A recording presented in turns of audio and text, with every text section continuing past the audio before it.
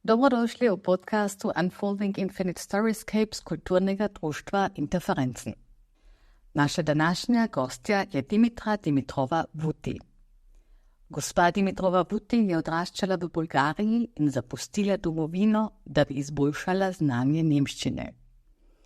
Naučila se je maternega jezika svojega moža, slovenščine, govori pa tudi rusko. Ena od njenih sester je poročena z Italijanom v Franciji, druga sestra se je pred kratkim z družino preselila iz Bolgarije v Celovec. Kako vidite, vsako družinsko srečanje je kot festival evropskih jezikov. Kakšne so bile karierne želje gospe Dimitrove-Vuti, ko je bila še najstnica? Kako se življenje v Avstriji razlikuje od življenja v Bolgariji? Kako vidi vloge žensk tu in tam? Kaj jo navdušuje pri Montessori pedagogiki? In kako je postala pozorna na slovensko jezikovno manjšino na Koroškem? Zdaj prisluhnite Katarini Vakovnik-Pajnič po pogovoru z Dimitro Dimitrovo-Vuti. Z veseljem pozdravljam gospo Dimitrijo Dimitrovo-Vuti kot pogovorna partnerica pri našem projektu Infinite Storyscapes. Gospa Dimitrova-Vuti se je rodila v Bolgariji, voditeljica dvojezične Montessori skupine malčkov Jaz in ti v Borovljah in zdaj živi s svojo družino tu na avstrijskem Koroškem.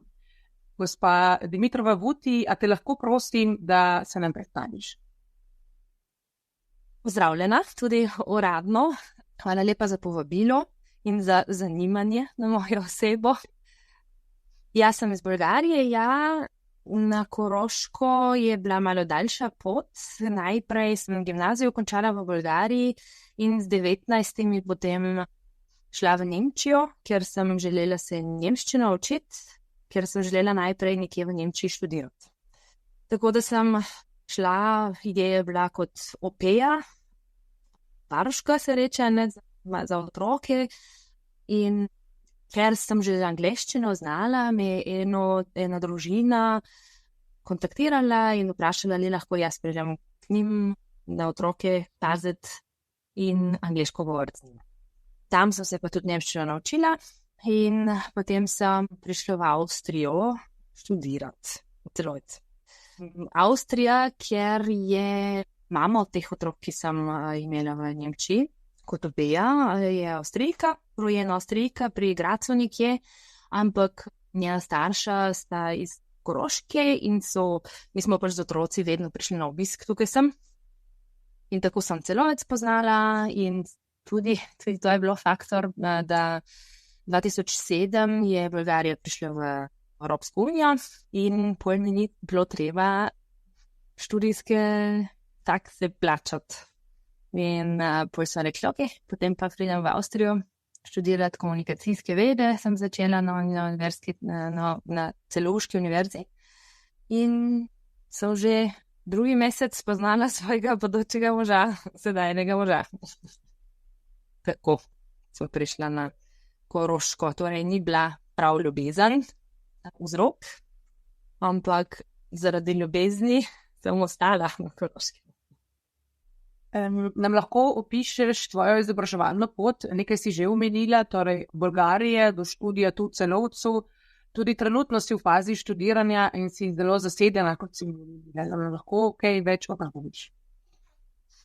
Čisto na začetku, jaz sem v Bolgariji doraščala in v Bolgariji sem hodila navadno ljudsko šolo, potem sem bila 3 leta v enem glasbenem razredu, kar je tudi seveda nekaj ogromno obogatitev v mojem življenju. In potem v Bolgariji je pri nas tako, da za 14 leti greš v gimnazijo z enim sprejemnim izpitom. To je bilo bolgarski jezik, literatura pa matematiko, smo mogli izpiti med. In potem sem 5 let v gimnazijo hodila z prvim, to je ena jezikovna gimnazija bila, z prvim jezikom angleščino in drugi jezik, kar je precej se reče zanemaren bil, nekako v ozadju, nemščina. Potem po gimnaziji sem malo nekaj delala v Bolgariji, ampak moja ideja, moja želja že v gimnaziji, da grem nekje v tujino. Nikoli nisem želela pravzaprav v Bolgariji študirati.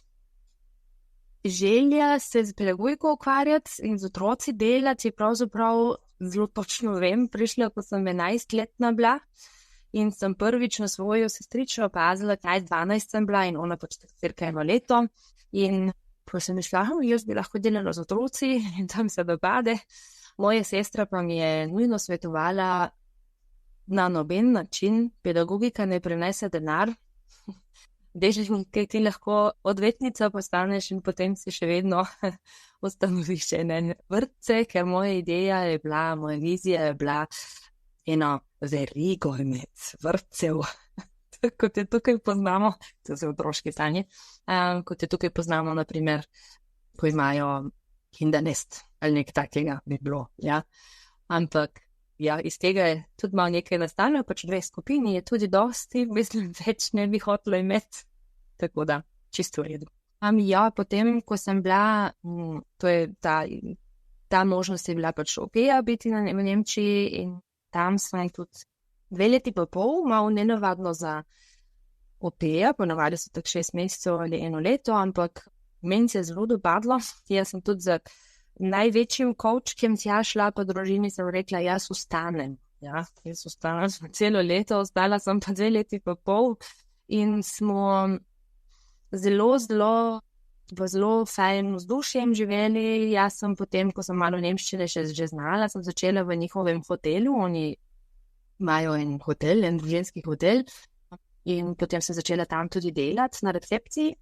Otroci so že šli v vrtec in šolo in dopoldne je bilo pač prosto, tako da so rekli, ja, če lahko delala v hotelu, pa sem začela tam, sem se še več nemščine naučila, na koncu pa sem imela en izpit, to je bilo tam v Tübingenu, se spomnim, Deutsch für den Hochschulzugang, nek takega. Morala sem imeti pač ta izpit, da lahko najbrž na matura nivo, da lahko se upišem na eno univerzo.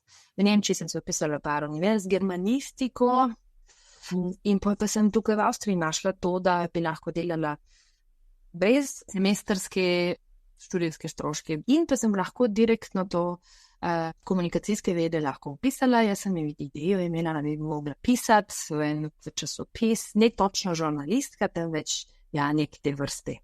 In to sem začela delati. En par let, sploh ni bilo enostavno, zaradi tega, ker je moja družina v Bolgariji, bi rekla, bolj revna, delovna družina, bi jaz rekla. Moja mama mi je nekako za štart en par tisoč evrov dala na konto, potem to nazaj potegnila, ker so taka pravila bili pač, morali vedeti, da imam jaz seveda dosti denarja tu, da preživljam. In v resnici pač sem seveda delala 2 ali 3 jobe včasih, sem imela, da lahko svojo sobo plačam, pa vse to.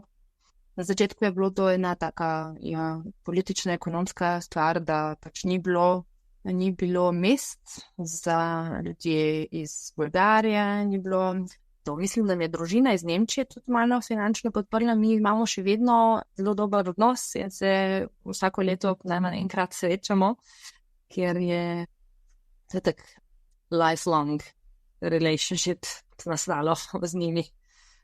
Kako pa vidiš življenje na Koroškem, kako ga doživljaš, posebej v primerjavi s tistim, kar si nekaj že opisala, torej tvoje prejšnje življenje v Bolgariji, tudi v Nemčiji.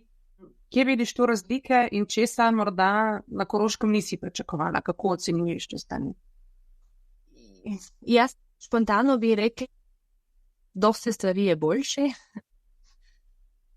V Bolgariji na vsak način ne bi mogla videti biti bolj prosta v svojem poklicu. Na vsak način, ampak vse je tako v primerjavi, na vsak način tle zasluži več, kot če bi bila elementarna pedagoginja v Bolgariji, bi pa tudi imela več možnosti za nadaljno izobraževanje. Imam tukaj, kot v Bolgariji. Moram pa reči, da res nisem dostikrat v stiku z ljudmi iz istega poklica. Tako kot je stanje žensk, bi rekla, zdaj je zelo čudno Živetje sem imela, smo bili lih konec oktobra v Bolgariji in sem srečala stare znanke iz razreda. Mi bomo naslednjo leto praznovali 20 let od mature. In ena je, smo govorili o rojstvu, pa ali so moški zraven ali ne. In tam je široko mnenje še vedno, da je to nekaj zahodnega in to se v Bolgariji ne dela. Mož nima iskati pri rojstvu in to je zelo dramatično za njega in pol vidi žensko na drug način. In jaz sem tako pač prav šokirana, da se tle ni. Seveda je to stvar že izbire in ja, vse individualno, sem da pač je tukaj bolj razširjeno to. In ampak to je za mene nekaj, kar pač vpliva enostavno na splošen vidik žensk in splošen vidik moških in tu se pač potem vidi v drugih, seveda v vlogah, v družini, doma in tako naprej, tle se malo s tem ne bi mogla živeti v Bolgariji. To je zelo, zelo različno. Vem pa, da se tudi tukaj da določena skupina ljudi, ki to še vedno tako vidijo in to za mene je ogromna tema. Ja, kako ženska živi, kakšne možnosti za izobraževanje ima, kakšno plačo dobiva in pravice žensk in tako naprej. Tudi moja sestra, moja lastna sestra je zelo tako patriarhalično še nastavljena, kar se tiče tega, kakšna vloga ima moški. Zelo proti je bila, da jaz pustim svoje ime in rekla, mi mora biti eno družinsko in najboljše seveda od moža. Jaz nekako nočem to zgubiti. Ja.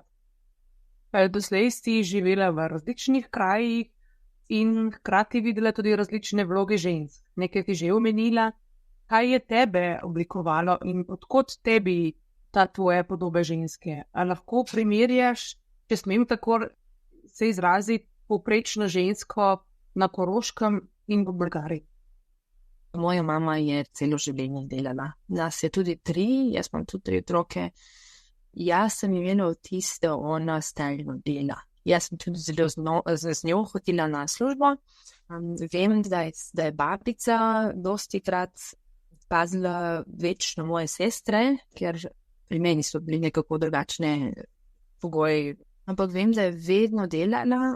Moj oče, ker je tudi malo slika iz Bolgarije, da tako ženske malo nosijo družino. Kot v Rusiji se tudi to nekako tako vidna, ženska je ta močna in stoji in to je zelo splošno mnenje zdaj, ampak je tak vtis je že takšen, da ženska giba situacije in to je bilo za mojo mamo tudi tako. Oče je tudi nekako delal, ampak malo bolj nesigurno dela je imel. On je bil gradbenik, tako rekoč, znotraj v hišah, v raznih hiše restauriral tudi, vse to in dostikrat je manjkal, dostikrat je tudi v tujini bil, tako da mama na vsak način. To, da je stalno delala in da je denar prinesla domov, bolj sigurno in vedno, ona rekla, 40 let je delala. In potem je bila tudi ta mama v Nemčiji, ker je za mene bolj vsebinsko, kaj pomeni mama biti. Pomembno bilo, kako je ona govorila s svojimi otroci. Ona je tudi stalno delala in zaradi tega je imela opeja ves čas. Jaz nisem bila to prva. In ona pa je zelo spoštljivo ravnala s svojimi otroci, zelo veliko se pogovarjala z njimi, kar pač pri meni čisto sigurno ni bilo. Od moje mame pa od mojega očeta. In to mi je tako zelo vplivalo, oziroma ona je zelo gledala na zdravje, kako se ona prehranjuje, kako se otroci prehranjujejo. In to je tudi tako zelo vplivalo, da sem mislila, ok, to so tudi ogromne aspekte, biti mama, biti ženska. Tem zelo vplivno moj mož, njegova socializacija in njegova mama. Njegova mama kot ženska in kot mama, kot žena v poklicu in njeni vidike tega, kakšna je ženska in oziroma v družini, pa njegov oče tudi. Tak nadaljni primer, no, kako je on vključen v družinske v življenju ali pa ni bil in kako oni ravnajo s tem kot družina. Ja, In potem tudi seveda spoznati Marijo Montessori kot ženska, ki jaz to seveda se lahko tudi vse kritično vidi, ampak tudi ta fakt v njenem življenju, da je dobila otroka in ga je pustila v drugi družini in ga je potem dobila spet nazaj, zato jo veliko ljudi kritizira že stoletja. Ampak je tudi en zelo tak vplivni primer zame. Ostaneva pri Montessori pedagogiki in sicer imate ta način pedagogike uveden v vašem vrtcu, spravi načela Montessori, nam lahko to malo bliže predstaviš za naše poslušalke in poslušalce. Jaz opažam, če se gleda v biologino, mi zmanjkajo malo slovenske besede. In zdaj postaje težko za moje možgane. Ja, Montessori, ja, also respektvoller Umgang, es ist die freie Wahl der Arbeit und der Raum als dritter Erzieher ist dann noch einmal in der allgemeinen Theorie sozusagen dazugekommen mittlerweile. Also zuerst sind ja die Erwachsenen, dann die Kinder unter sich und dann der Raum als dritter Erzieher ist bei Montessori eben so gestaltet, dass alles auf Kinderhöhe ist. Alle Regale sind voll mit Materialien, die passend für die Kinderhand sind, wo sie eben selbstständig hantieren können. Und dann werden sie auch passend ausgewechselt und man beobachtet viel, was die Kinder eben tun möchten. Und dann, also es ist so eine Mischung von freier Wahl und gezielten Angeboten. In der Montessori-Pädagogik legt man den Fokus sehr auf achtsamer, begleitender Sprache, auf langsame, ruhige Bewegungen und generell um den Frieden, um die friedliche Atmosphäre. Sie ist selber, ich glaube, 3-mal eben für den Nobelpreis, für Friedensnobelpreis nominiert worden, hat ihn aber leider nie bekommen. Ja, es geht sehr, sehr in die Tiefe. Sie hat sehr, sehr viel geschrieben und hauptsächlich aber auch vorgetragen, wofür sie extremst kritisiert wird, dass sie eben ihre Werke aus Vorträgen entstehen hat lassen. Also sie wird von, muss ich dazu sagen, männlichen Pädagogikprofessoren sehr kritisiert und die gesamte Bewegung Montessori-Pädagogik hat schon den Anspruch, dass sie sozusagen alle Lebensbereiche inkludiert, aber eben das Stufen aufgeteilt. Ich kenne das bis zur Matura sozusagen, oder in Österreich gibt es, glaube ich, nur 2, die so projektartige Schulen, die bis zur Matura gehen können, und die eine schließt mit so einem internationalen Matura, also so Diplom, mit dem man eben sich für Universitäten werben kann. V vrtcu imate okrog 30 otrok, ki doma govorijo vsaj enega od 2 uradnih deželnih jezikov, in vemo, da se ravno v teh prvih letih življenja otroci naučijo večina osnov obeh jezikov in to na igriv način. V vrtcu imate uveden koncept ena oseba, en jezik. Nam lahko pobližje predstaviš ta koncept in njegove prednosti oziroma kako delujete? Torej, ja, mi imamo ena oseba, en jezik. Zdaj se tudi dodatno cela ekipa nadaljno izobražuje na teh temah, na tem področju, ker morda končno lahko tudi finančno podporo dobimo, ampak zaradi tega, ker tudi vidimo, je tudi eno področje, ki se moramo enostavno razvijati. In iz tega vidika zdaj rečem, koncept je tako odločitev, odločili smo se, ampak ni zdaj izključeno, da bi tudi drugačno se odločili in vzeli en drug koncept, bomo videli, kako se razvija. Trenutno imamo vse skupaj je na 7 sodelavk in imamo 2 skupini, vsaka 15 otrok, oziroma skupno 30, samo zaradi tega, kako so naši prostori urejeni. Mi smo skupine razdelili na 12 in 18. Eno večjo skupino z 18, tam je 4 pedagoginje in 2 pomočnici. In v drugi z 12 sta 2 dopoldne in ob 11 pride ta 3, ki potem tudi zaključi celo delo, tako da vse skupaj 11 oseb. V vsaki skupini, v tej veliki skupini imamo 2, ki govorita nemško, zaradi tega, ker še ne znata slovenščine. In v naši skupini pač jaz govorim nemško v skupini in kolegica slovensko in ta tretja tudi slovensko. Da naša želja je tudi malo slovenščino več podpreti, zaradi tega več oseb govori slovensko kot nemško. In iz našega vidika sta tako oba dva jezika stalno prisotna. No, pri nas, pri malčkih, je predvsem to, da vse, kar delamo, je pedagogična ponudba. Vse.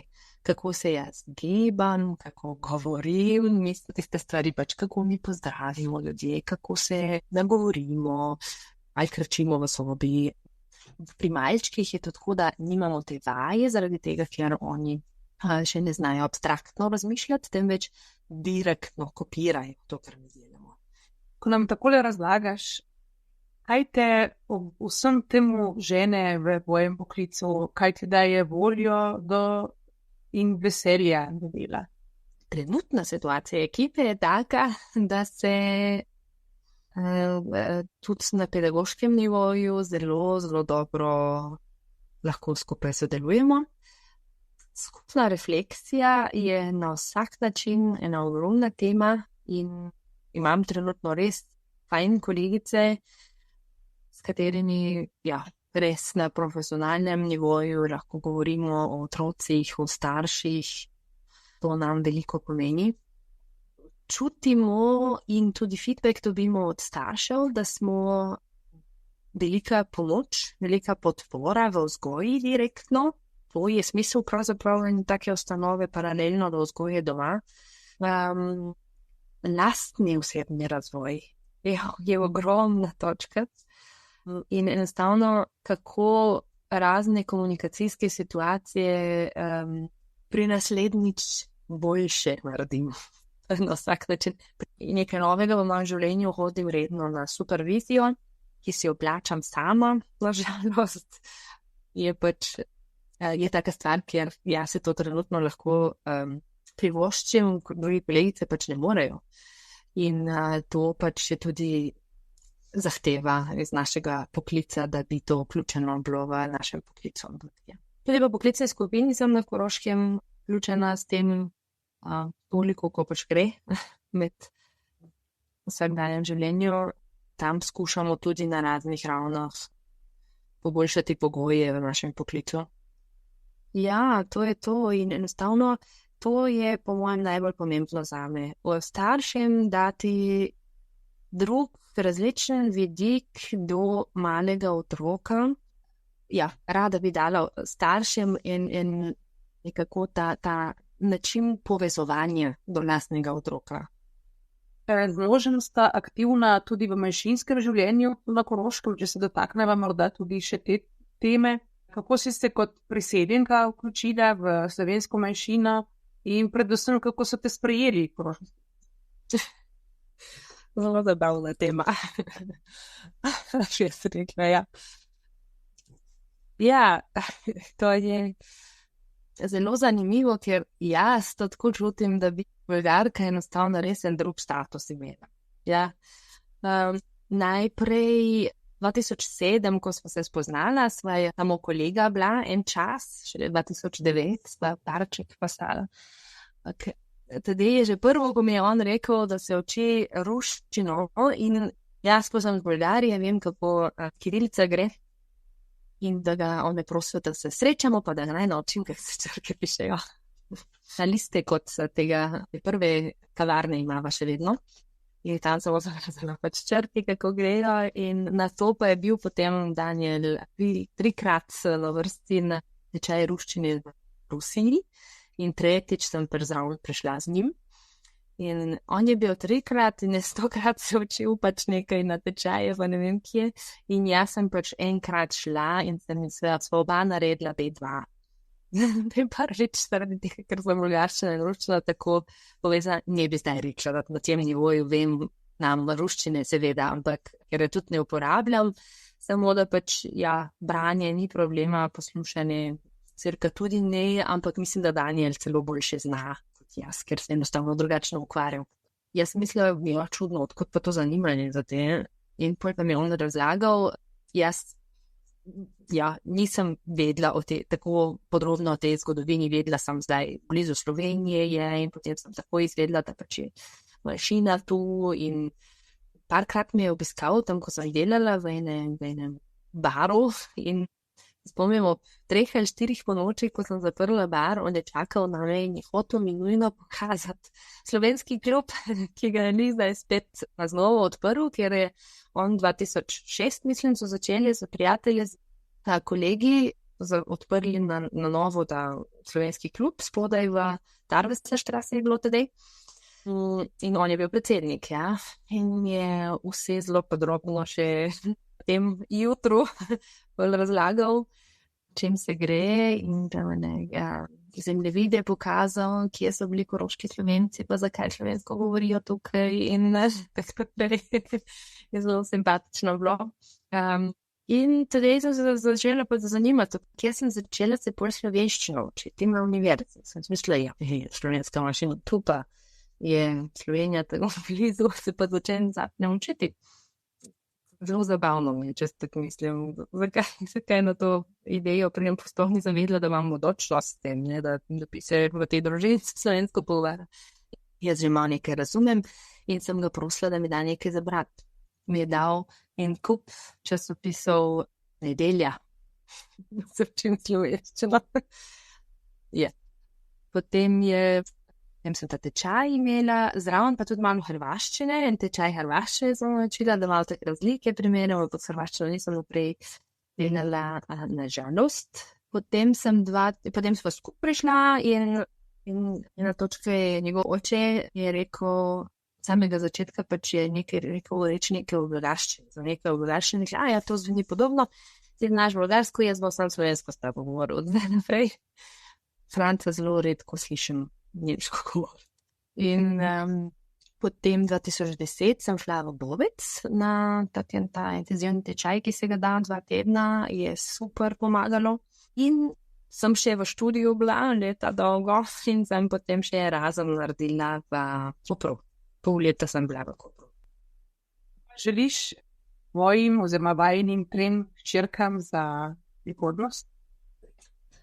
Zelo pisano vsak dan je imamo, Karina zdaj tudi že italijanščino se uči in jaz to tako doživljam, je enostavno zelo raznoliko.